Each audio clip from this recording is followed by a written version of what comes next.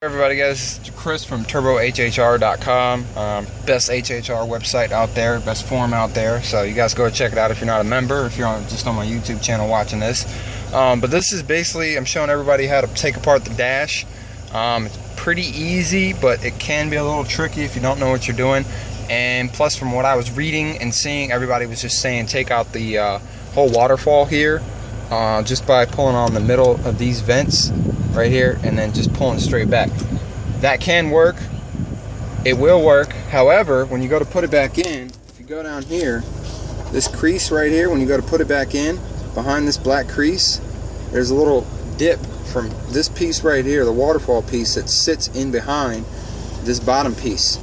So it can be a pain in the butt to put it back, and you can end up breaking something if you don't know what you're doing. So I'm going to show you guys the right way. So the first thing you want to do, automatic pending. If you don't have an automatic, if you have a manual, I'm pretty sure it's about the same thing, is take off this little silver ring. It's pretty easy. I'll go ahead and put it back in and show you guys how easy it is to put it or take it back off. See, it's already snapped in there. Just pull it straight up. That's all you got to do. Because all it's got is these little pins that snap into place, and that's it. Just pull it straight up. Don't pull too hard though, because you don't want to break those little pins. If you do, it won't sit in right and it won't stay in all the way. Next thing you want to do is pull this silver piece out. Now I have mine already out. This is the biggest pain in the butt. It's probably the hardest part of this whole thing is to get that out. So I use a flathead screwdriver. Got that, and then wedged it up in between here, kind of pulled it back. And while I was pulling that back, I was pulling up on this. And once you do that, you pull it straight out. Now next part, you're going to need to move your shifter, if you have an automatic, all the way down. Now pull the e-brake up so you can let off the brake. You don't have to hold the brake. I mean, if you want to, you can. I prefer to. Next thing you need is one of these bad boys with a 7mm socket. And there's two screws. One right here and one right over there. So next thing you want to do is you want to take those off. So give me 1 second. I'll go ahead and take those off. Be right back. Alright guys, as you can see, I did get the two screws out. It took me about 3 hours. So I don't know how long it's going to take you guys. I imagine pretty quick, but I'm pretty slow when it comes to it. Plus I went and took a nap and had a ham sandwich. So I'm back here in my car. Sorry I left you guys, but once that's out, this piece pulls out pretty easily. You can grab it from here, or you can grab it from here, pretty much anywhere you can get your hands on it, and just kind of pull back away from the car towards the back of the car, and then kind of lift up. Now that's out. See how easy that came out? The other thing I noticed is when I pulled this out, the previous owner was a big sunflower seed fanatic.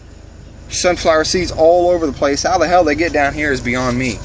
Maybe the guy was running with just that piece and didn't have that silver piece in, and I guess that was his garbage can, because that's disgusting. Sorry, I just found that out today, so I'm a little agitated. Anyway, next thing you want to do is grab a hold of the waterfall, and you can put your finger here where there's no button. You might have heated seats, I'm not sure if you do or not, but if you don't, you can go ahead and push against that and just pull. You'll hear it pop. That's one of the things pulling out. Then you can go up here, do the same thing, put your hand around the outside, do the same thing, and voila, comes right off. So once you got that off, there's a bunch of these little spots. You got to take all these little switches out. I got a bunch of them for the hazards, the passenger airbag, the traction control, the fog lights, the dimmer switch, down to the rear wipers, and then the auxiliary power supply. So once you got all those out, you should be able to take the whole waterfall off yourself, and then from there you can take out the head unit if you want to put a new head unit in. And just to let you guys know, there's 8 of them. Okay, there's these 3. Don't be deceived. You have to take off the bottom piece too in order to get the head unit out, because those little clips right here hold that bad boy in. So if you just take off this one, and the 2 on the other side, you're not going to be able to get the head unit out. You got to take out that one, that one,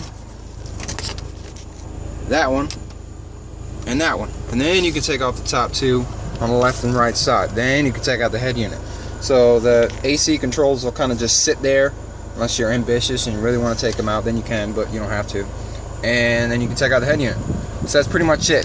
So just for those illiterate people, I'm going to show you how to put this back in the right way, just in case you don't know. I'm not naming any names. But basically, just kind of get it all lined up, and then you can push around the corners. You'll hear it pop in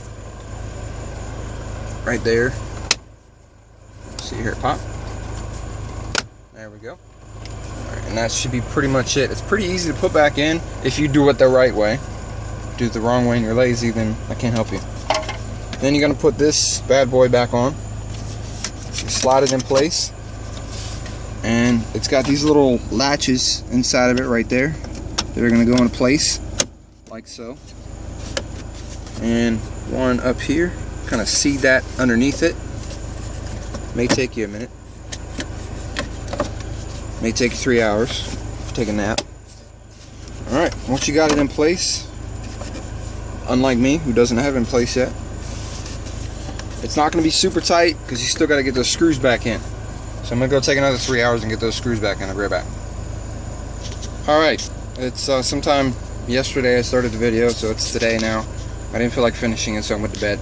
Anyway, you can put those screws back in. Once you got those back in, it should be nice and snug. Go ahead and put your shifter back into park. Actually, I'm going to leave it back in whatever, low, because I don't want it to get in the way when I put this thing back in, which is a lot easier to put back in than it is to take out. Kind of just got to push down on the top of it, and it'll snap back in place. That's it.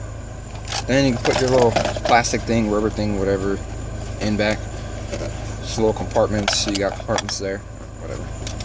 And then you can put the silver trim if you're an automatic. Yes, I'm an automatic. Leave me alone. And put it back in place. Should hear it snap just like that. And on the bottom, just give it a nice, smooth push all the way around. Make sure it's in place. And that's it. Put it back in park. That's it. All done. And that's how you properly do it. Tools you need: 7mm socket with either a ratchet or an extension thing like I got, and a flathead screwdriver if you're a wuss like me and you can't get this stupid silver piece out. Alright, that's it. Let me know if you guys have any questions. Later.